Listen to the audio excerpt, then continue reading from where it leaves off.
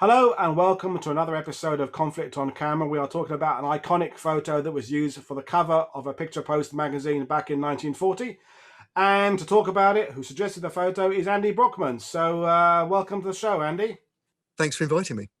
So it's an iconic image, and when you suggested it to me in a tweet, I didn't know which image you meant until you sent it, and then suddenly, it dawned on me that I was really familiar with it. So what is it about the image purely aesthetically that pleases you? It's a black and white image of a kind which is absolutely characteristic of the picture magazines of the 1930s and early 1940s. But at the same time, it's an iconic piece of branding for the Home Guard, or what was becoming the Home Guard.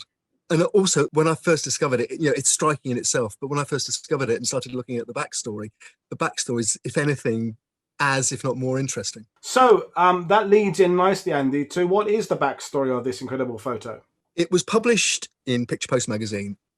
Picture Post magazine was set up deliberately by Edward Halton as a rival to the American magazines like Life, and brought a very American aesthetic to magazine production. Fewer words, strong picture-led stories, quite unlike things like the Illustrated London News, which people might be familiar with the older style magazines. The lead picture story that was being highlighted on this cover was about the Home Guard training school that had been set up at Osterley Park in West London by Edward Halton. So it was in a sense, it was an in-house advertising job.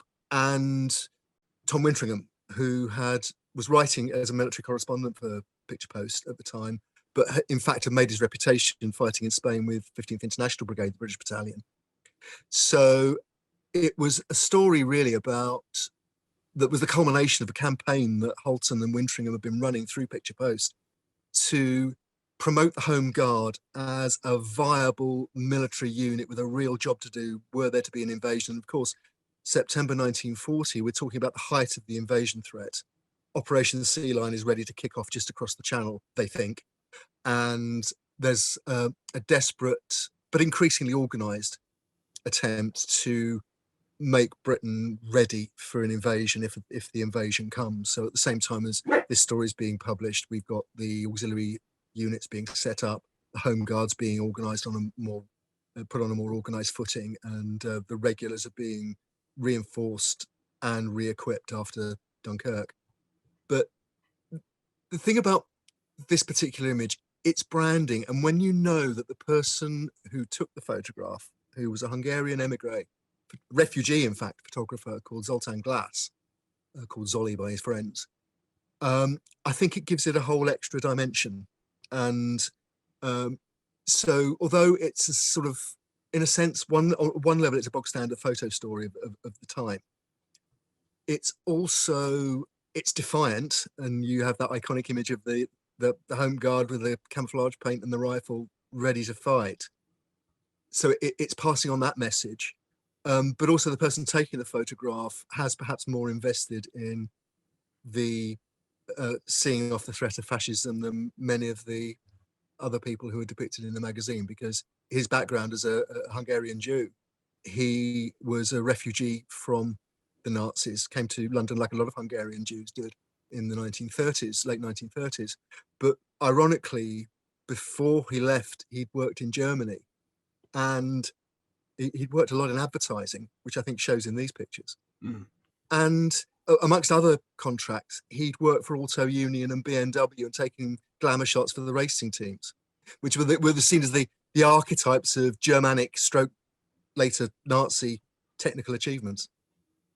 Yeah, and in my prep for the show, I looked up some of his work, and the imagery that came to my mind was the David Hemmings film Blow Up from the 60s. There was something about the imagery that's very striking and stark, and sort of one single image surrounded by background, and really ahead of its time, because he was already in his 40s, I think, in World War II, and very, very progressive what he was doing there in terms of the use of light and composition.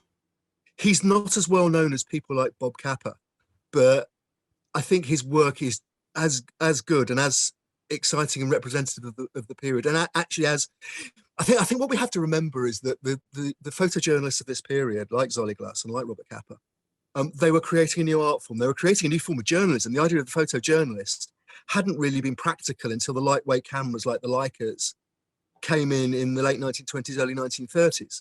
So they're real pioneers. And I think the other interesting thing about this story is it's tied in with Osterley, and Osterley, you've got somebody like Roland Penrose working, teaching camouflage to the Home Guard. He later wrote a manual about it. And Roland Penrose is a famous avant-garde surrealist painter.